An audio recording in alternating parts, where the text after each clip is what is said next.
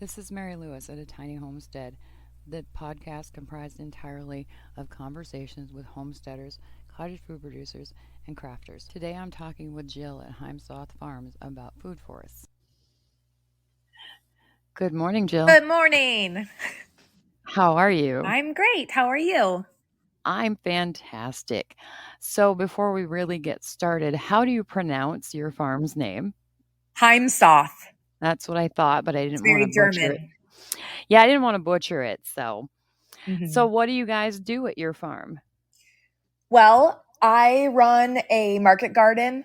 I grow mostly garlic and onions and other root vegetables in a no dig method.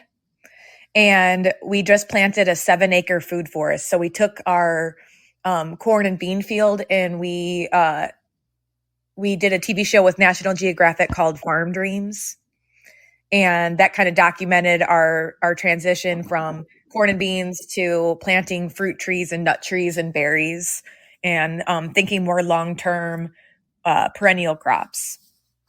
Yeah, the best time to plant a tree is 50 years ago, right? Right. Yep, But and the next best time to plant a tree is now. yes. Yes, okay. So we order seedlings from the Missouri Department of Conservation, and you can get them in bundles of like 10, 25, and 100, and they're usually like $1 a piece. So we went in and planted about 500 fruit trees and nut trees, and then about 1,000 berry bushes like elderberry. Wow. How long before you see a return on that? The elderberry part is the fastest, so it takes 2 years for them to produce. So I've got berries on right now, the ones that are in their second year, and it'll be in full production in 3 years. And then a lot of that stuff, like the pawpaws and stuff, is about 8 years from the time you plant it to the time you get fruit. And I think hazelnuts are 4 to 5 years, things like that. So we'll see though if we can. We've been having a lot of drought, and new trees really need a lot of watering, and obviously it's 7 acres, so I can't really water that many trees. Mhm. So every time we lose one, I just order more and I just replant it the next year. So we've got various stages going, and we shall see. Hoping for the best. I understand. We have apples on our apple trees we planted 3 Octobers ago this year. We have apples this year. Nice. So, we're really excited, and there aren't a lot because we in Minnesota have been going through a very dry summer as well, and trying to keep those trees watered has been hell. Right. So, we'll see what happens. Um, the only people I've interviewed so far have been in Minnesota, so you're in Missouri. Where sort of in Missouri are you? We're about an hour east of Kansas City. Oh, so you're northern-ish, not southern. Yeah. Okay. Like mid Missouri is what we call it. Yeah, so your weather conditions haven't been a lot different than ours this year.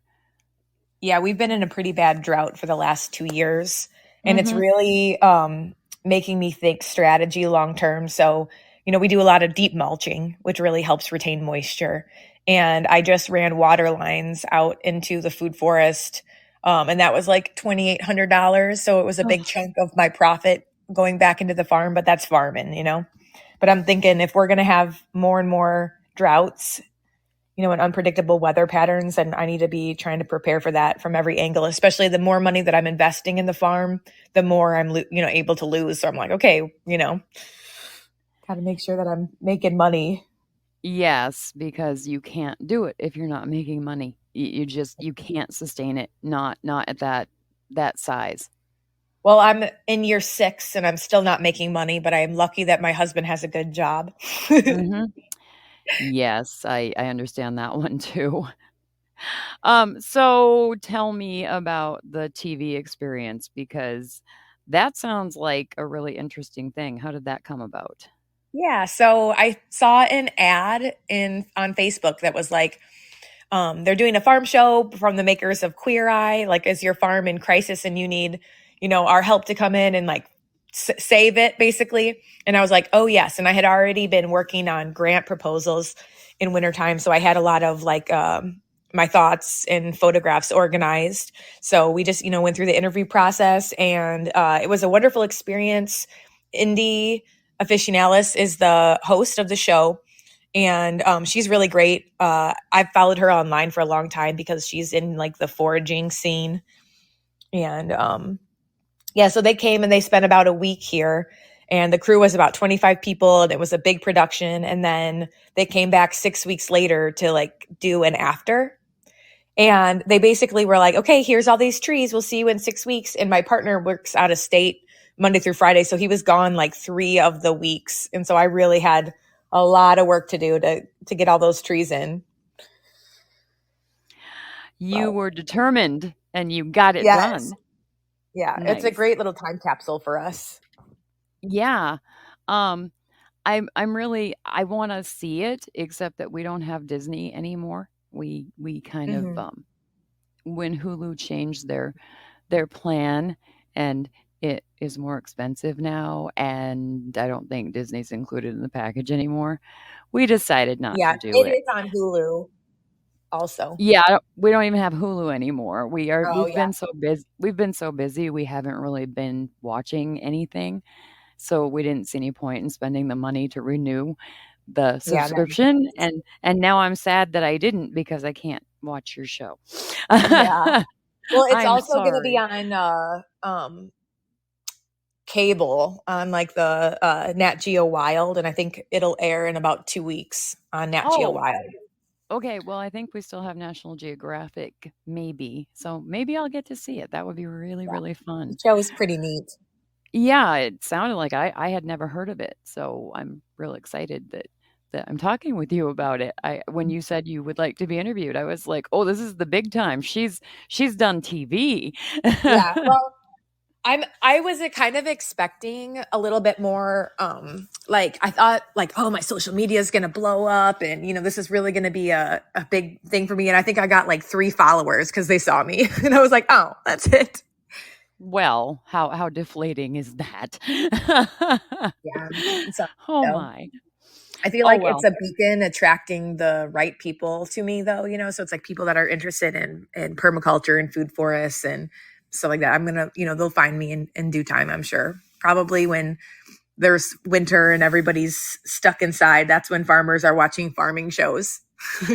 Yeah, it's amazing how busy summer is, and then you hit November when it starts to be cold and snowy, and you're like, "What do I do now? I Uh-huh. can't be outside." Um, so we have a tree line on our property, and this is going to lead to a question. And we have wild black raspberries that were here when we moved in 3 years ago, and we had a Awesome. really, really good, crop in 2021. I made pies and we froze berries and we took some to my folks when we went to Maine, and the last 2 years they haven't done well, and I'm assuming it's the drought because we're Yeah. not watering the tree line because that would be crazy. We also have 2 elderberry trees, bushes. They're not big. And the first year we were here, they bloomed like crazy, and I couldn't get to the berries before the birds had gotten to them. So I think that's all that was here naturally. And then we put in the apple trees, and then we bought peach trees that are supposedly Minnesota winter hardy and put those in this year, and put in sweet cherry trees. We put in a Rainier cherry tree and then another variety because the one we bought that I don't know the name of had to cross pollinate with a Rainier cherry. And I don't know Mhm. what you know about cherry trees, but Rainier cherry trees are expensive. So I'm praying that they actually take and that we might see some cherries in a few years. Now, my question is, the tree line is not very wide and it's very long on our property line. And I'm trying to figure out what else we could do to encourage everything to grow well and what else we could possibly put in that makes sense. Do you have any ideas? Because I could really use some ideas. Yeah. So, are you like trying to attract pollinators? We have pollinators. We have a man who keeps bees maybe a mile and a half down the road, honeybees. So we have Hmm. lots of honeybees. We have lots of bumblebees. We have wasps. We have flying critters that don't sting. We have many, many pollinators. We have tons of butterflies. So I think we're good on that. Hmm. Well, asparagus would be an awesome addition. We You have know, that in our garden, that's which is awesome. right Yeah. right near the tree line. So there's the 7 layers of the food forest. It's like the overstory trees, like the pecans and hardwoods and stuff, and then the Mhm. understory is your apple trees uh, and then you Cherries got and the yeah, and cherries, yep, and all that stuff. And then you got like the bushes, which is, the elderberries. You could do like hazelnut is kind of in a bush mhm. form. And finding things that grow really well locally to you. I'm not really sure like what all that is.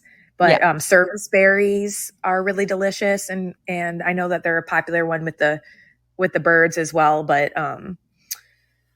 I put in a bunch of service berries, and aronia berries are they don't taste great, but they're like the highest level of like acai, like antioxidants and super good for you. And they're 10 times better at getting rid of a urinary infection than like cranberries. So they're like super medicinal. Wow. Okay. And yeah, I'm like a big fan of aronia berries. I actually just tried one for the first time the other day because I have planted them and I have them as like little ones, but I went and visited someone else's food forest that had them, and man, they're nicknamed chokeberry for a good reason because they're pretty like astringent. Um, Okay. but yeah, and then you have the annuals, and like dill is a good one. I grow a lot of cilantro for like the pollinators because when it flowers, it brings a lot, and then they just drop their seed, and so they're almost like a perennial because they just reseed so quickly. Yep. Plus, I love Mexican food, and like the garlic and the onions and the cilantro, it all goes good together. And then you could do like grapevines, because like the next layer is vining, so like hops, grapes, and then like things that are going to be ground covers like strawberries and chives and things like that. But there's like it's called in permaculture, it's called a guild, like a so that you have all the different layers, and you have things that are going to attract pests and repel or attract pollinators and repel pests and stuff. So Guild like GILD or GUILD? yeah, GUILD, like Okay. a and then it kind of shows you there's like some designs online and a lot of information about that stuff. So I'm not necessarily an expert, but Well, you know more than I do at this point, so I thought yeah, I would I would ask just recommend you. like finding what grows, what's native. Like I was saying, how the Department of Conservation sells the native trees here, and you can find like persimmons. That might not be a common fruit, but if it's native and it grows well in your area, then you're gonna have a better chance of actually getting fruit with a less watering and work. Yeah, that's kind of what I was trying to get at because it's impossible to keep up, especially with as little rain as we've had. We have Right. we have 3 acres and maybe an acre and a half total of that is growing land. It's land we can grow on. Hmm. So we're trying to figure out how to make that stretch as far as we can because we have a CSA that we share our produce with people who sign up in the spring. That's awesome. And we also do the farmers markets. And this year we have a farm stand on our property. And people have been coming almost every day for tomatoes and cucumbers and things that That's we awesome. grow. My And farm stand does really well too. I have one roadside farm stand. yeah, and it's amazing. I've had people message me or call me, and I usually post that we're open, but there are days that I don't because I assume that everybody realizes that it's open all the time. Um, Mhm. and I've had people call me and say, "Do you have dill?" And I say, "Yes." And they say, "Is it good?" That's the question I get about dill all the time. Is it good? And right now, it's probably not good. I'm sure it's gone to seed by now. But a month ago, I had a lady call and she said, "Is it good?" And I said, "I think it's excellent. What are you Right. looking for?" And she said, "Well, it's not all brown, is it?" And I said, "No, no, it's not brown. It's blooming and it's green, and I assume it'd be great for pickling." And she said, "That's what I need. I will send my husband." I was like, "Great, you Right. do that." That's a popular herb, and it's pretty easy to grow, and it self seeds so readily. I usually just give it an area and let it just live there. Let it go crazy. Yes, Mhm. exactly. But it's so funny because when people say, "Is it good?" Yeah. I get stuck. I literally my brain locks up Well, I because feel like there's a stereotype which people are just so disconnected from our food system, where if it's not packaged in plastic and everything, and like on a supermarket shelf, it's like the farm and dirty and animals, and you know what I mean. They have this like idea, and it's like the absolute opposite, where it's fresh, it's like having it straight out of your garden. Of course, it's good. yeah, and my husband goes out and cuts the dill for people. He doesn't have it just in a bucket of water. He cuts it right then so Mhm. that it's literally fresh from the farm. Right, and So, in that way, it's the most nutrient dense, the fresher it is. yeah, and as soon as people realize that, they're like, "Oh, thank you so much." So Mhm. it's great, but I get so it's like my gears in my brain lock up when people ask me questions like that Right. because my immediate response, and it sounds really sarcastic when I say it out loud, I try not to, is, "Well, yes, of course it's good. I wouldn't sell not good things to people." Right. Yeah, you would say, "Nope, I don't have it. It's out of season," or something like that. Yeah, no, I would never sell somebody something yucky. Our cucumbers Mhm. are almost done, and they're doing that white on the inside thing that cucumbers do when they get blight. And Yeah, I cut one of them open yesterday thinking I was gonna have a really nice cucumber to eat, and it was gross, and I was like, "Honey, cucumbers are done. Do not sell anymore." right. So, we're done Have with you ever cucumbers tried for the season. growing the Armenian cucumbers? I Because have they're not. they're a cross between a muskmelon and a cucumber. And I've noticed that even though like it's 100 degrees and we're in a drought, those will still stay sweet. And they grow to be like 18 inches at the time of harvest. So they're, for me to charge $2 for them, it looks like you're getting a really great deal and they're Mhm. pretty flavorful. So I've grown those for I my market garden. I will look into that because that would be something we could do next year. But our garden's almost done. I figure we have maybe 2 more weeks if we're lucky. We have acorn squash and butternut squash that are just beautiful right now, and they're not ready to pick because they're not ripe, but we're gonna have winter squash like crazy this year. I'm so excited. I can't actually grow any squash on my farm because we have squash bugs and the squash vine borer is so bad that Mhm. nothing like I might get like one zucchini before the plant dies and they take up so much space that it's not like a good return on Yeah. my bed space. So, and then I know that I should use insect netting and really work on it and then or like spray something, but I don't really like spraying. So I just usually plant some and then let them kill it and then plant another little patch and I try to hide it, like intercropping Yeah. techniques. We used neem oil on our zucchinis and yellow summer squash this year, and it worked. So I don't know. It's as close to a natural thing as you can get, I guess. So maybe you could try that. I don't know if you want Yeah, to, I but should. My problem is like I swear every time I go to get the sprayer, like it's not working, or I like I bought a new sprayer and it was like missing a piece, and so I should get on a better. I need to get on a better fertilizer schedule and spray schedule, but that's just like a whole nother job, you know.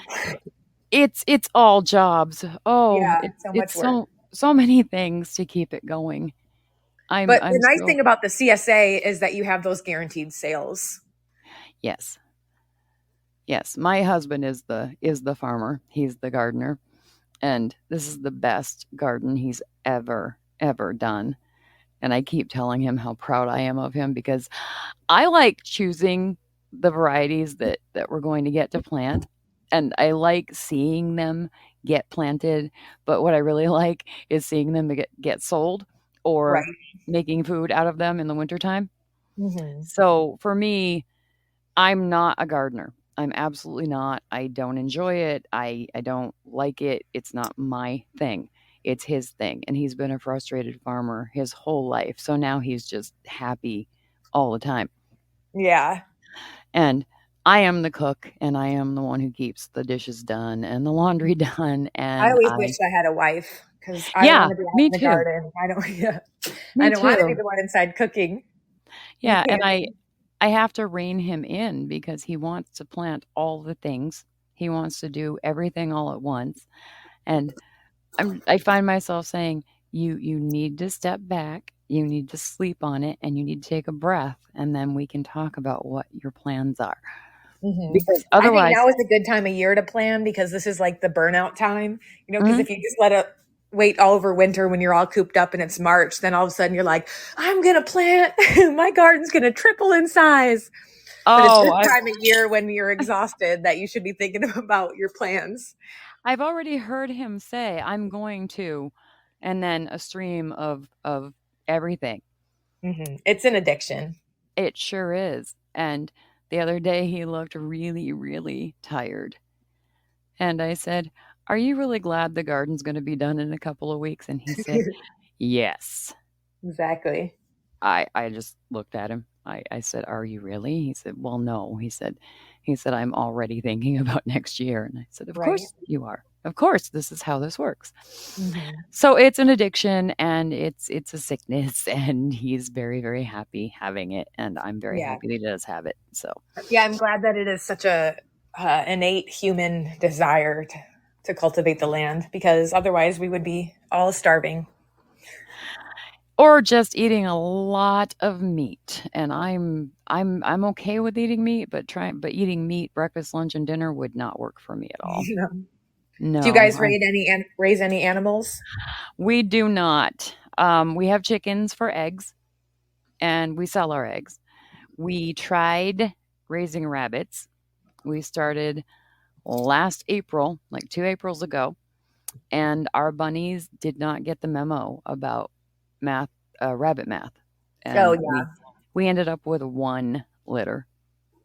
And by this spring, I was done. I was like, no, they're dumb rabbits. They do not understand the concept of reproducing. So Right. we're not going to Sometimes see. it's worth it to buy a proven doe because if you raise up a baby, I did that for my first two does, I think, because it's like if they're not a good mom or they don't produce well or they eat their young, now you've got 6, 8 months invested in them that you've been feeding them to find out that they're not a good breeder, and that Yes. can be really disappointing. But like honestly, I raised 200 pounds of meat in a year with rabbit, and I was really proud of what I did. And like they've got a great symbiotic relationship with the garden because I can just like pull all my plants and put them in with the rabbits and everything, and then like use that droppings to put in the garden. But I really don't like butchering rabbits Hmm. because then it's like when you cut off something's head, and then like when it was time to like actually eat it, I was like it was just like so gross to me. But I feel like it was a good experience to be a responsible omnivore. Yes. And me too. But we fed 5 rabbits for a year and got not one baby out of the deal.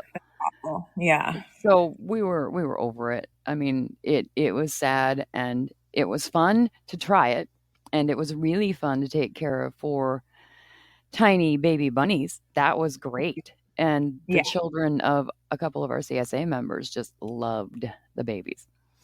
So when they would come to pick up their share, they would they would pet the bunnies and be very Mhm. excited that they had gotten to pet little tiny bunnies.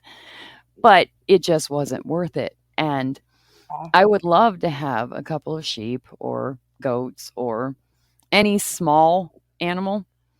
The thing is, we don't really have any place for them to graze, and I don't want to be feeding sheeps and goats food that we buy at the co-op because Right. it would just be too expensive. So I Yeah. make friends with people who have bigger animals, and I go visit them. It's just easier. Right. And barter. Mhm. Yeah. The nice thing about rabbits is like you have that whole 8 weeks of cuteness and then you butcher them. And then it's like, it's like pets. The excitement of having a pet like wears off in about 8 weeks and then they get big and they're not cute anymore. And you're like, okay, time for freezer camp. Yeah, my son asked me if I was going to be able to let the babies go when it was time to butcher them. And my theory is that the minute they actually kick me hard enough to hurt or blood me is when they Yeah. stop being cute. Right. And that was about right. Yeah. It worked. It's always hard. You take care of these animals, and if you get them as babies or you see them born, it's really hard to let them go. Hmm. I'm going to get But some pigs in the spring. And uh, I've been thinking about that, about how, like I was like, ooh, that's going to be a hard day because, like raising them and caring for them. And, it's like, it's the nurturing side of us women that makes it like that we're good at raising animals, but it's hard to let them go like that. But at least you know that they've had a good life. yeah, um, I actually went to a place years ago, and the lady had raised a couple of piglets from babies to butcher, and it was butcher day. And she was having a hard time, and Mhm. I met the pigs. They were still on the hoof, and they were big. They were big enough to be dangerous. And I stood beside her, and I had my arm around her back, and I said, "If you feel like you're gonna pass out, lean into me because I have no relationship with these pigs. I I'm gonna Mhm. I'm gonna be fine." And the gun went off, and she slumped into me. She didn't pass Oh, out, but her whole body just went limp. right. And I gave her a second. I said, "Are you okay?" And she looked at me. She had tears in her eyes.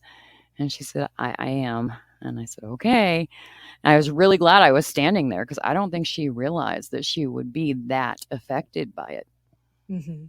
But it's hard. It's a hard thing. And I I really think that people need to understand where their food comes from, and that people who raise animals to become food are superheroes. They're strong and they take on a lot.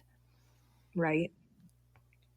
Yeah. And I think it's you super. appreciate your meal a lot more when you knew it, when you did put all the time into it. Yeah, and it's super easy to go to the grocery store and buy a I can't find the word again. Yeah. A Pork chicken loin. that is already in pieces. It's already been taken care of, and Yeah, there's off no the bone and feathers. everything. There's no feathers, there's no face. You don't relate it to the animal that it was. And Right. when we butchered our bunnies, I told my husband and my son that I could not be there.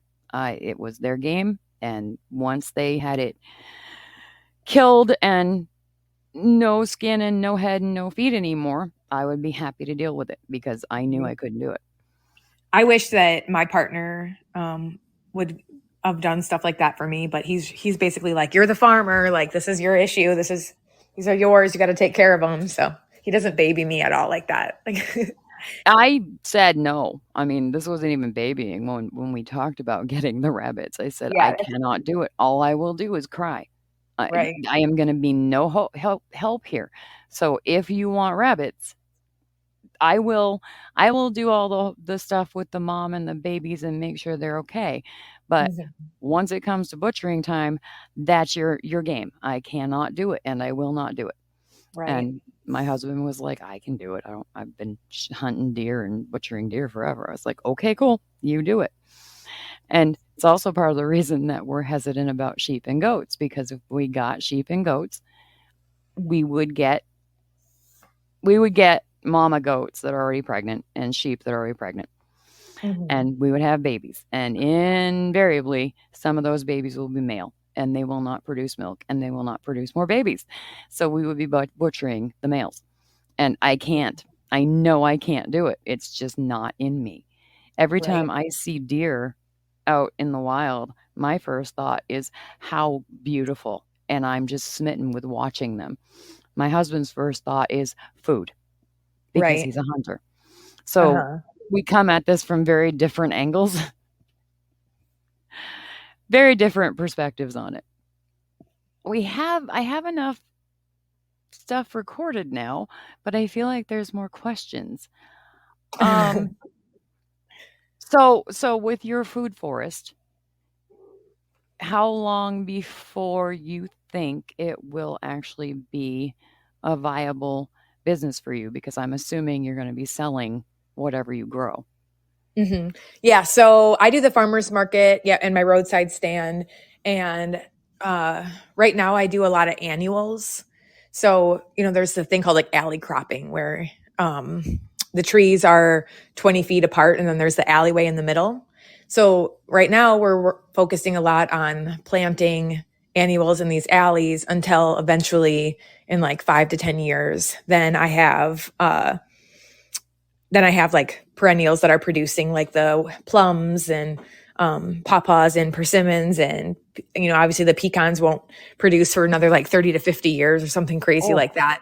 But we're just passing on this legacy and trying to do these permaculture techniques. I'm really interested in medicinal herbs, and I am hoping like my long-term plan is do this while my kids are in school so I can stay close to the house and I can be there for them. And then eventually I'd love to teach classes and give tours and shows that like, hey, this is mullein and this is how you harvest it and this is what you could do, and have like, like little agritourism like courses, like let's all, make tinctures and seed saving and like teaching these different techniques that I think people are really interested in. And we're doing a lot of relearning right now as a society, because my great grandmother, she, like her mom, they had like every kind of fruit tree on their property, and they canned all their food and raised all their meat, and we're like a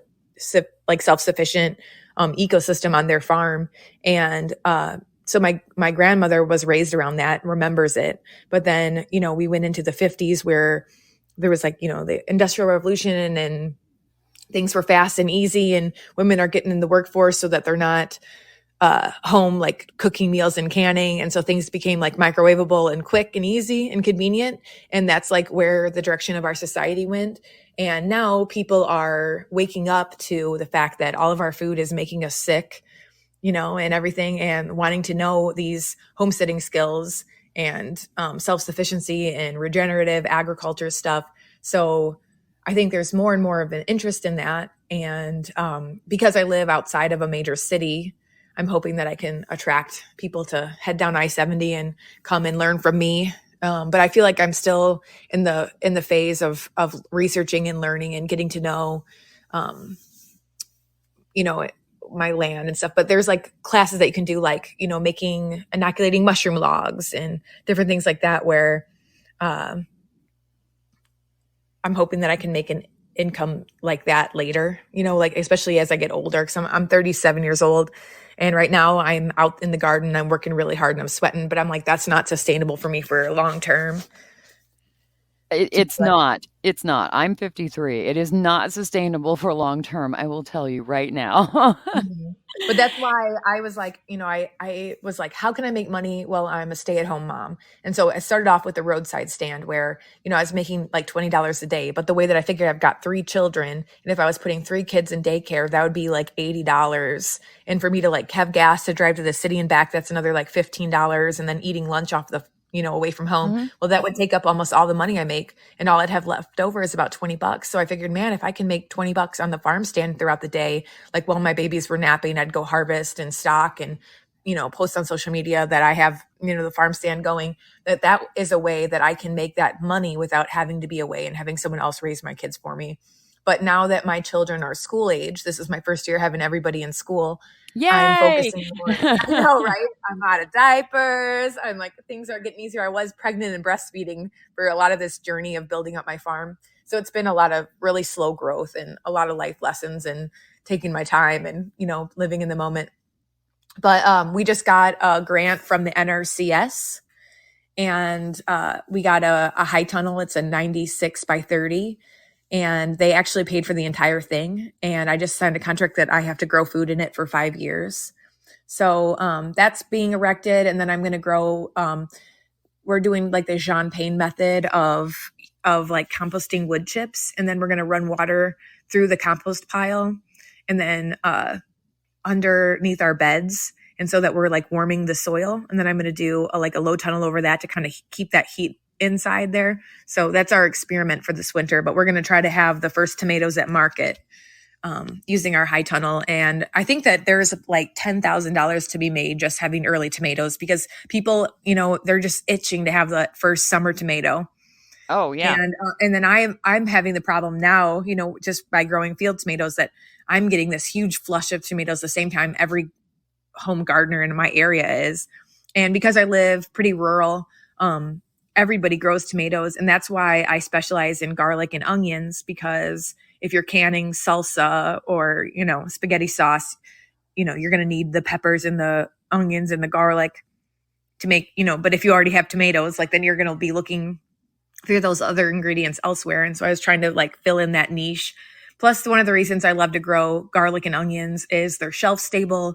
They sit on the farm stand without having to like, wilt or need to be cold. And you harvest those halfway through the growing season. So it's like by June, I'm having garlic and onions for sale. And then I have it through the rest of the farmer's market season. So like a lot of that really hard work is done before the really intense heat of July and August. It's almost like passive income, but there's nothing passive about farming. So, Right. yep. Uh, but I sell a lot of garlic braids because I'm trying to get people to buy their year supply of garlic from me at the farmer's market. So I'm like, hey, this is going to it's going to get you through your Thanksgiving and Christmas cooking. And I'm like, Chinese garlic is terrible. I don't know if you've ever gone down that rabbit hole learning about how garlic is grown in China, I but that's where the no. majority of ours come from. So, but yeah, so I'm hoping that right now I made about a little over $17,000 in sales this year between at the market, close to like $1,000 a week during like my productive months. And I'd like to make $40,000. And I feel like that's about all I could do without having to hire additional people, which I really don't want to have to try to hire and train people to farm. I don't know if you've ever had anyone come work for you, but I feel like everyone works half the speed I do. And I'm like, I don't make $15 an hour, so I don't want to pay you $15 an hour to work slower than me. It just creates a lot of problems. So anyway, I'm hoping that with the high tunnel, I can do over the winter. I'll probably try to do like spinach and lettuce, and that will make it where I'm extending the months where I'm actually making an income, which will really help. And then in the summertime, then I'll have the early tomatoes, which is a good money. And then I'm really interested in like the super hot peppers, even though I'm not like a hot pepper or hot sauce person. I just like the idea of growing them. And that's kind of like another niche, which is pretty much what, as a small farmer in this area, I'm like, okay, what can I grow that other people aren't growing, so I can fill that spot at the market. So I do a lot of loofah gourds. And that's another thing that's like, once I process it, it's in a big, full of totes, and I just take them to market, and I have those guaranteed for market for the rest of the season. So. Awesome. All right. Well, I absolutely do have more than enough recorded now. I try to do a 30-minute episode, and we're at 41 minutes. So, I really, really appreciate you taking the time to talk with me. Yeah, Thank you're you. welcome. Mm-hmm. Have a great day. You too. All right. Bye.